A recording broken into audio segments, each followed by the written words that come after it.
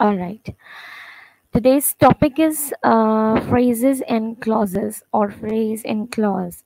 So, first of all, phrase and clause.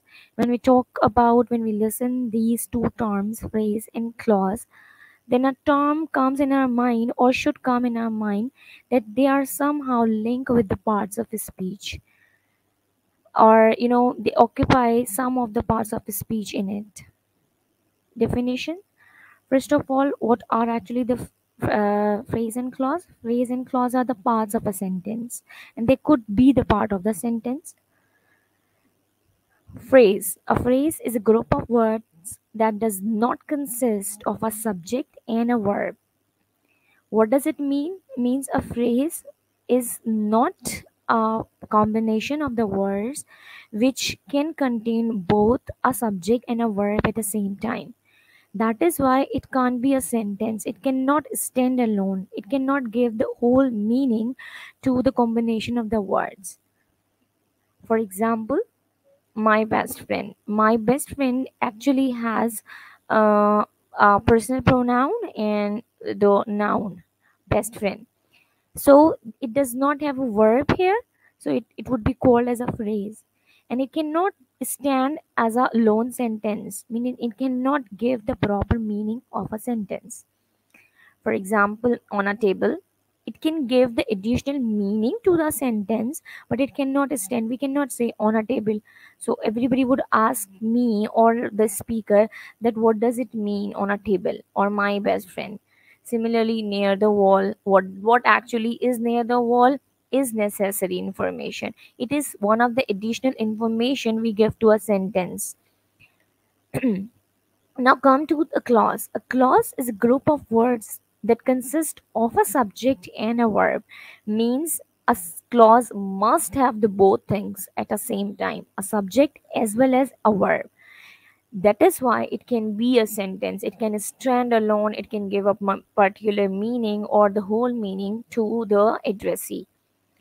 Let's suppose he ate. He ate, obviously, and we can also say that he sings very well. He sings. Cat drinks milk or cat drinks. These are all the clauses. The guest arrived.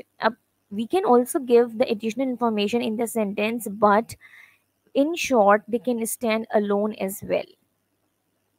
Okay, phrase or clause. Here are a few examples. Here, the falcon soared majestically. And now, if we analyze this these combination of the words, what actually we get?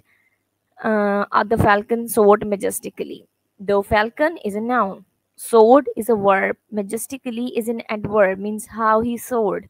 So it is a complete sentence. If we actually remove majestically, the falcon soared is itself the meaningful identity, means meaningful combination of the words. So it could be called as a clause, not a phrase. All right. Another thing, the best ham sandwiches in Oklahoma. Mean the best ham sandwiches in Oklahoma. What does it mean? The best ham sandwiches is a noun in Oklahoma place. It is actually telling the modifying the noun, but it does not have any verb here. If the sentence would be like the best ham sandwiches in Oklahoma are very delicious, so it could be a sentence. Now here it is not a sentence, it is a phrase. Under the ocean blue, it does not have any verb here. So that is mean it is a clause. It is not a clause actually, but it is a phrase. It is actually giving additional information. It can be used in a sentence to give the additional information to a certain to a certain information. All right. Besides the phrases, let's suppose if we say that over the window, over the bridge, under the table, and the beautiful girl, or English lessons, these are the phrases, the combination of the words. What is the actual difference between a phrase and a simple noun or simple part of a speech is phrase is always the combination of the words. We cannot say the computer as a phrase. But if I say that the black computer, now it is a phrase, a noun phrase. Similarly, if we are saying jumps, if I say that jumps is only a single word, it couldn't be called as a phrase. But if we are saying that will be jumping, now it's a combination of the words which actually tell us a verb form. So now it could be called as a phrase. They are on the very same basis. We do have different phrases, types of different phrases.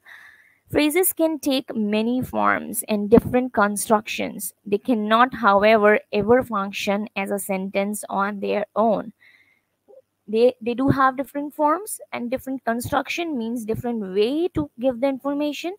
But on a whole, we cannot, we always be on this line, on this thing, that phrase cannot stand alone. They cannot become a whole sentence.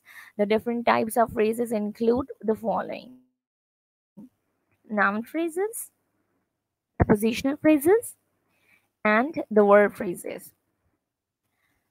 All right. Moving ahead, what are actually the noun phrases? A phrase that acts like a noun in the sentence means if we, substitute it with a single noun, the sentence construction won't change its meaning. ऐसा नहीं है कि अगर हमने उस पूरे combination of words को substitute कर दिया सिंगल नाउन से तो मीनिंग ही चेंज हो गए. No. However, why we use the phrases? We use the phrases to give the additional information within a sentence. Let's suppose a phrase that acts like a noun in the sentence. It contains a noun and other associated words, usually determiners and modifiers, mean which modifies the noun. Let's suppose there's example given here. They hired a huge, beautiful home. If I say that they hired a home, the sentence remain very clear.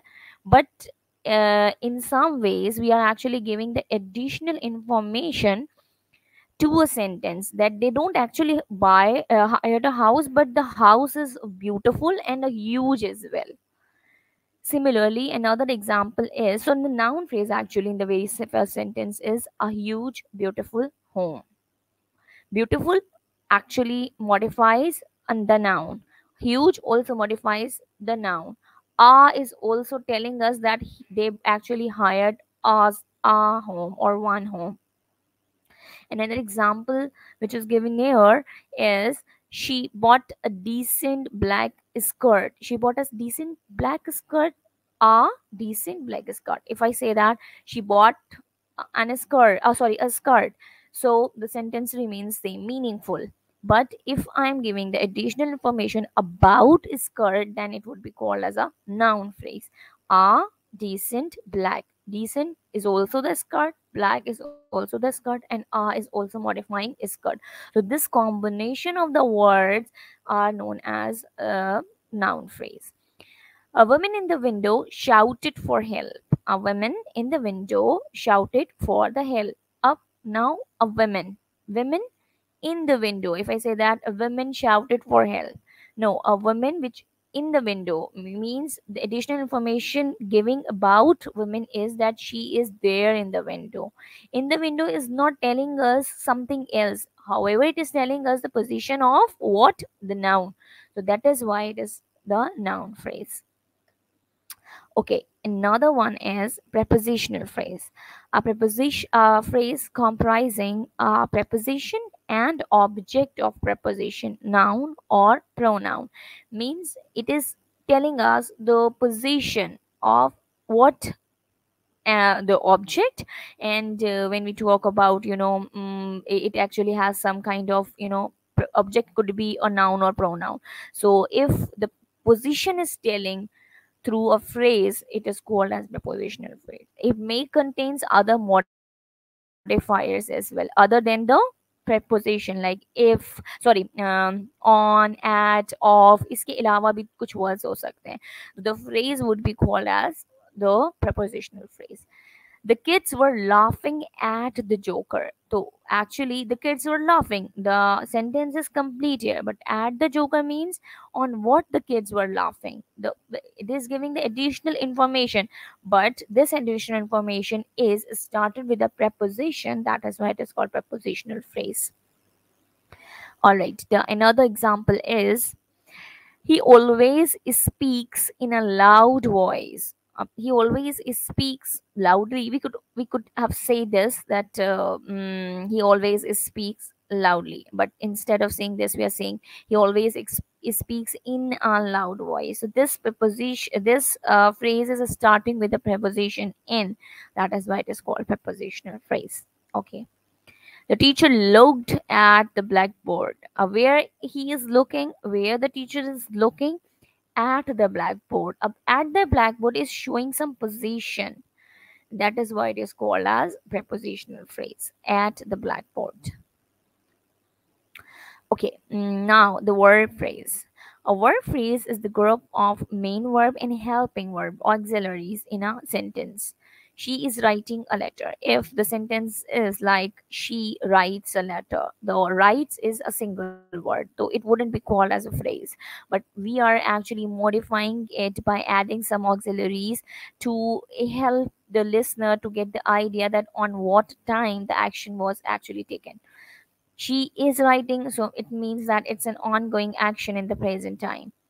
They can meet you at their place. They can meet you. Can is actually telling us the possibility. And it actually is, this word is actually helping the main verb to better understand about how the action would take place. We have been playing games since morning. Actually, the main verb here is play, but we are taking the help of auxiliaries or the helping verbs here to denote that it the action was in continuation for some time in the present.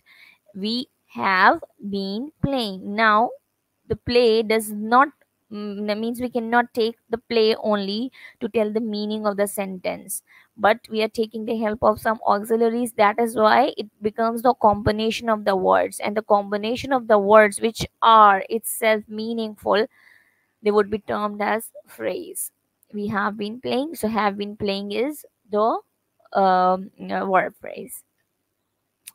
Okay, the adjective phrase, we can merge this adjective phrase with that of the noun phrase as well, because some people actually focus on the only three types of phrases. They are, verbal phrase and noun phrase and prepositional phrase. Adjective or adjectival phrases or the adverbial phrases are somehow merged with the other three.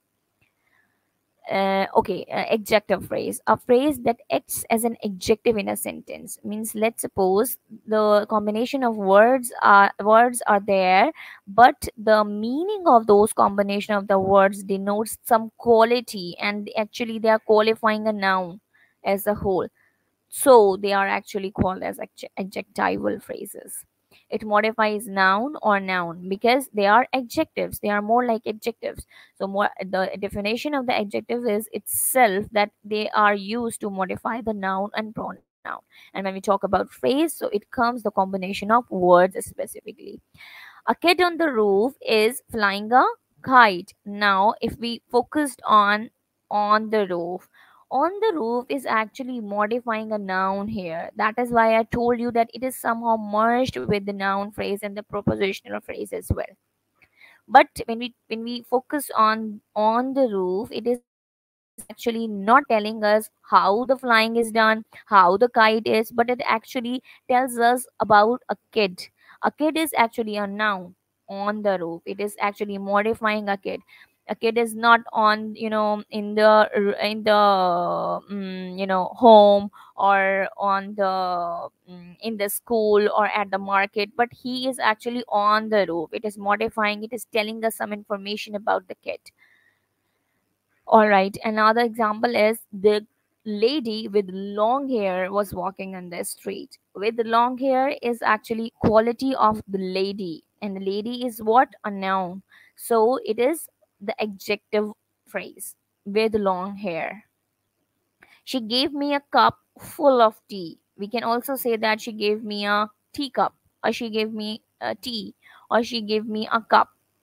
Now, the full of tea means full of tea qualifies a cup, means not exactly a cup, half of tea, not a cup which was empty, but it was full of tea.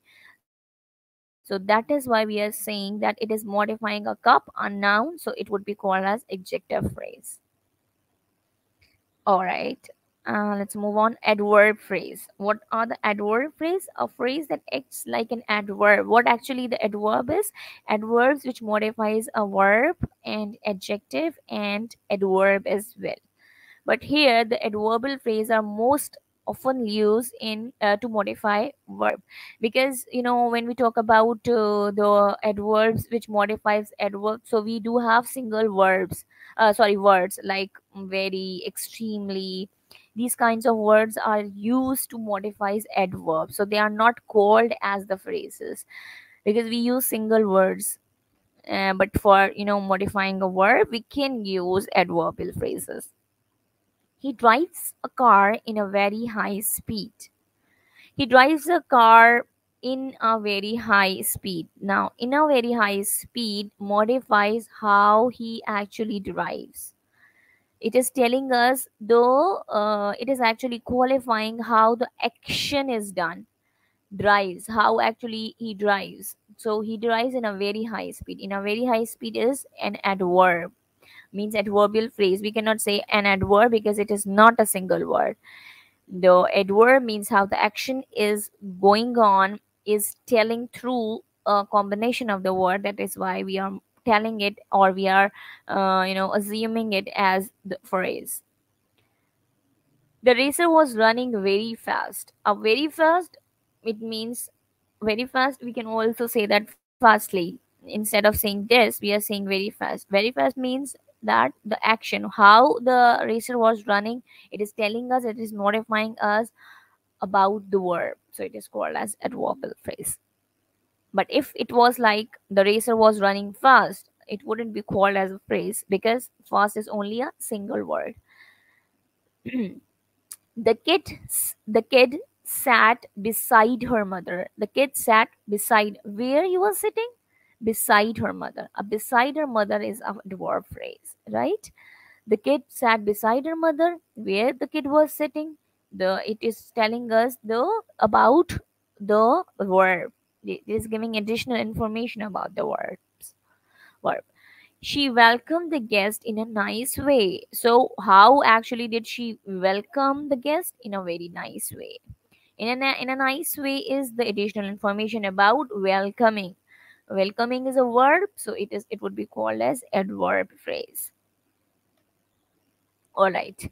There are some examples of noun phrase: a red box, a jewelry box, treasure box. These are actually telling the quality of the noun. They could be called as the adjective phrase as well, but here we are telling, means if the focus is on the noun, not actually the quality, then it would be called as the noun phrase. Okay, a verb phrase: will go, will be going, and is going, are going, have been going. They could be called as the verb phrase.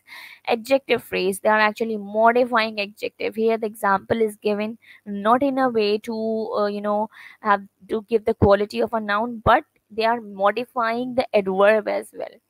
Big is itself an adjective, and quite big means, or very big means. These are the actually the words which are modifying adjectives. So they are called as adjective phrase. Adverb phrase, yes, very slowly, similarly, extremely slowly. These are the the adverb phrase. Okay, prepositional phrase: in the car, over the tree, or under the table. These are the prepositional phrases. Okay, and other examples are given on here. Noun phrase: the tiny mouse. It is telling us the quality, sorry, of the, it is modifying the, telling the quality of the or noun. Verb phrase was reading, adjective phrase very tall. The tall is actually the word adjective, and but the word which is modifying adjective is very. Adverb phrase only occasionally means we can say that most oftenly, or means if I say that I usually I don't take classes I only take classes occasionally. Now occasionally is an adverb, means how actually I take classes. Prepositional phrase on the table, these are the very same. All right, now come to the clauses. What are actually the clauses? Clauses are actually somehow difficult things, and they are more to focus on, because on the basis of the clauses we compose different sentences, and it is necessary to have the grip over the clauses and how we should use within the sentence. Phrases are the very easy way to use in the sentences and while making the sentences, because the additional information is there in your mind and you can easily add these types of prepositional phrases in your sentences. The the difficult thing in using phrases is to place them accurately in the sentence, means in the table where should we put it, in the middle of the sentence or the end of the sentence or in the beginning. So it's a bit tricky thing to use to place phrases in the sentences. But when you talk about clauses, so clauses, the construction of the clauses is also very important, a bit difficult as well. And how to merge different clauses in a sentence, means a sentence may occupy multiple clauses, and how we can compose such type of sentences which do have different clauses at the same time. Okay, what a clause consists of a subject and a verb and is the smallest grammatical unit that expresses a thought. Clause means always meaningful. Sometime means when you talk about or we can say that not always, but it always has a verb and a subject. We cannot we cannot name the combination of the words as clause if it does not have either a verb or a subject. So it is a necessity for a clause to have both at a time. A clause consists of a subject and a verb and is the smallest grammatical. What does it mean is the smallest grammatical unit that expresses a thought, means only minimum. Obviously if we use a word like table tennis, or we are using a single word like chair, or laptop, or a speaker, or curtain, or door, they are not meaningful, means they are not actually conveying a complete thought to the addressee.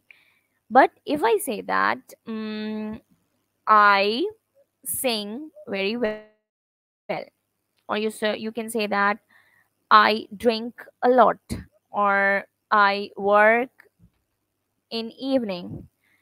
These are the sentences which I may call as a complete sentence because they are giving the complete thought.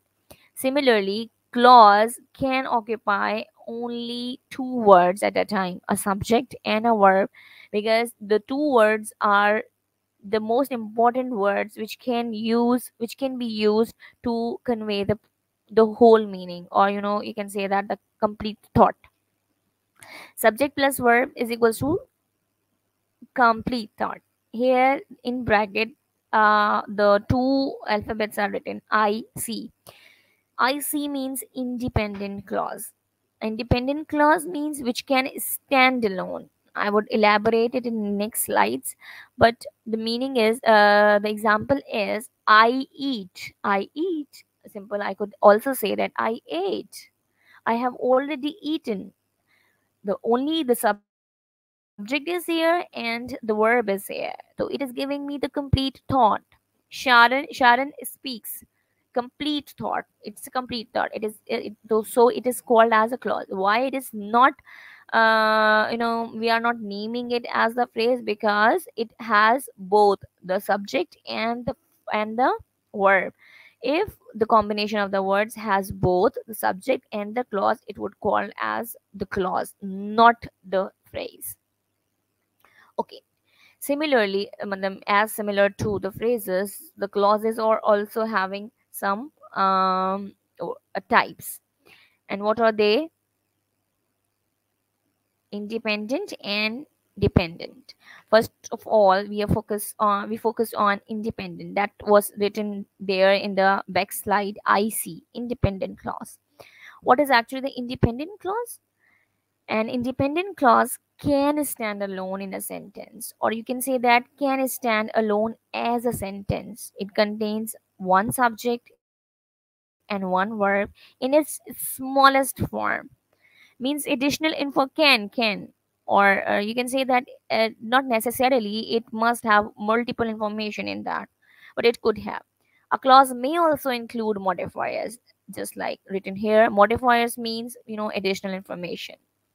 And a verb predicate. Verb predicate means, phrases and clauses, subject and verb के बाद जो हमारे पास details होती है, that is called predicate. It is a complete thought and the smallest unit of grammar that is syntactically accurate, means structurally and meaningfully. And when we talk about, is meaning, it is complete. Example of independent clauses: subject plus verb, or you can say that predicate means verb along with additional information, and that must convey complete thought. I eat banana. Complete thought. I eat banana means uh, what I am eating, I eat. I could also say that I eat, but I am giving additional information here. So it could also be called as the clauses. Sharon speaks loudly. How does the Sharon speaks? I'm giving additional information here. However, if I say that Sharon speaks, it is also the complete thought and it is independent clause. All right. What is the other type? A dependent clause. What is that? A dependent clause contains a subject and a verb. Clauses, we have, done with this thing that a clause must contain at least a subject and at least a verb. However, they cannot stand alone as an independent thought. Means we cannot convey the independent clause. We cannot use actually the independent clause to convey the proper or the full meaning. Let's suppose they must be joined with an independent clause to be grammatically correct. Means we need some help. We want some other information to be there in the sentence to convey the proper meaning. For example, every night before I go to bed. Let's suppose if I remove I eat bananas, I would say every night before I go to bed. If I use only this clause, every night before, I is a subject, go is a verb. But I have written before, and this before actually makes the clause in a dependent clause because it needs some additional information to complete the meaning. Every night before I go to bed, I eat bananas. Let's suppose John ran to first base after after he hits the hit the ball. John ran to first base after he hit the ball. Here the dependent clause is after the independent clause. After he hit the ball, what actually he did? John ran to first base after he hit the ball. If I use he hit the ball, the sentence remain complete. But when I'm adding the linking verbs here after, it makes the independent clause dependent clause. It changes the independent clause to a dependent clause. The two main types of clauses are independent and dependent, right? This is actually the basic types of clauses. In addition, the following types of clauses are also used in constructing sentences, and they are a bit difficult. Dependent and independent are very easy. I'm just giving you some other information to clarify what is actually what makes an independent clause a dependent. Let's suppose if I say that I I go to market. Let's suppose if I say that I go to market is a complete thought. But if I'm adding a linking verb here, whenever I go to market, what actually happens next? I need an independent clause to complete this meaning. Let's suppose if I say that when before I talk to my students, now full stop. No, it is not the complete sentence. Before I talk to students, comma, I usually take attendance. This is actually how we construct the sentences. So an independent or dependent clause cannot stand alone and needs some other information to complete the meaning. Okay, the other types of the clauses are defining and non-defining. They are also called adjective and relative clauses, and the noun clauses, adverbial clauses. These are actually the main three types, and now we are going to elaborate it. Noun clause. A noun clause is a type of dependent clause that acts as a noun in the sentence. हमने पहले जो बात की थी phrase में, वो भी हमने कहा था कि phrase can be a noun phrase because it gives the additional information about noun. But here, what is the difference between a noun phrase and a noun clause? Is that a noun clause also has some a verb, at least a verb and a subject. That on that basis we are classifying it as a clause. अगर उसके अंदर verb या फिर subject नहीं होगा तो we would call it as a phrase, not a clause.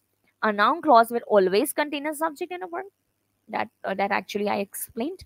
However, it cannot stand alone as a complete thought because it is giving some information about a noun which is there in the sentence. Example of noun clauses: I remember what you said yesterday. Actually, I remember. I remember. This is actually what I did. This is a complete thought. What you said yesterday is something which I am classifying as a noun, but it has you and said. यानी कि subject भी है और verb भी है. That is why I am classifying it as a noun clause, not a noun phrase. I remember is a is a complete sentence. But what actually I remember is a noun. I remember let's suppose if I say that I remember a letter. And now the letter is I have changed the word letter as what you said yesterday. What you said yesterday occupies a subject as well as a noun. That is why I'm saying it as a noun clause. Did you think what she wore was so chic? Did you think what she wore was so chic? Did you think is a complete thought. What she wore was so chic is actually the noun noun clause because it is giving about what actually the person is thinking, and it is actually qualifying, it is giving additional information about the noun. Whomever you confine is whomever you confine in is a person you can trust. Is a person you can trust. Whomever you confine is means so and so person is a person you can trust. Or you can say that people or truthful people are those whom you can trust. So अब truthful person को हमने change कर दिया whomever you confined in. Whomever you confined is the quality of the noun. It is expressing such type of person which can be trusted on.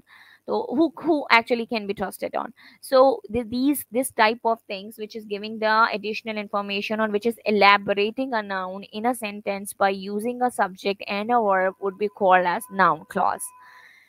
All right. Now another thing, that is adjective clause. Adjective clause, relative clause.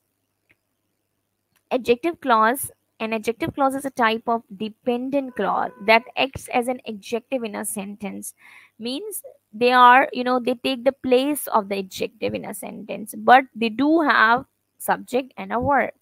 However, it cannot stand alone as a complete thought because it is the type of dependent clause. Adjective, noun, and adjective, noun, and adverbial clauses. But all the three are the actually type of dependent clauses. An adjective clause will always begin with one of the following words. that, where, who, whom, and which. Just say, let's suppose if I'm saying that um, it is the book that I asked you. It is the book. We are actually using that I ask you. This that I ask you means I am that I ask you means it is telling the quality, qualifying the noun. It is telling the information about the noun. Relative adverbs list means these are the when, where, why. Let's suppose if I say that I want to go there when it rains, or when it will rain. So I'm just telling the quality of that place, that when it rains. Okay. Adjective clause की जो example है, the boy who you saw at the store committed a robbery. Up now, actually, the sentence is like the boy committed a robbery. This is actually the whole sentence, but I am actually modifying the boy by giving the information who you saw at the store. Similarly, I want to return that book which I asked you yesterday. Which I asked you yesterday, I am actually qualifying the book.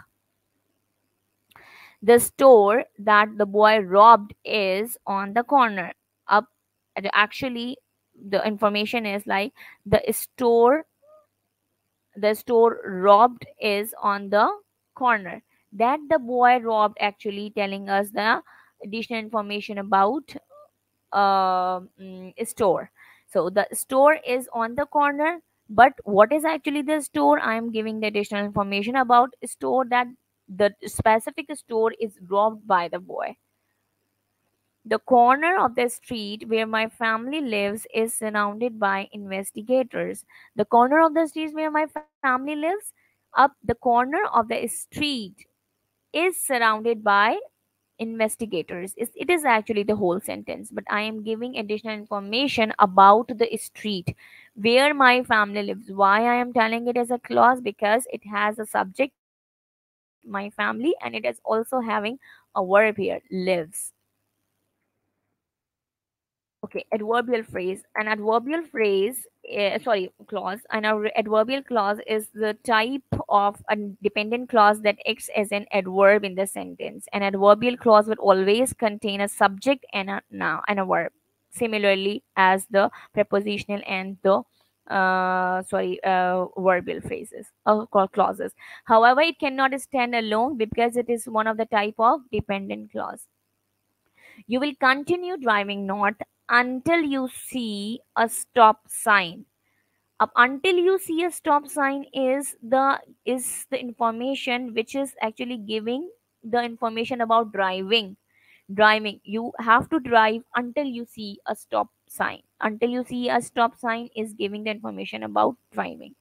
Similarly, after the movie ended, we ate ice cream. Actually, what we did, we ate ice cream. But when it is giving the information about how actually when we actually ate after the movie ended. After the movie ended is the adverbial phrase. Why we are saying clause? Why we are saying is a clause? Because the movie is a word. Noun here, and the ended is a verb here.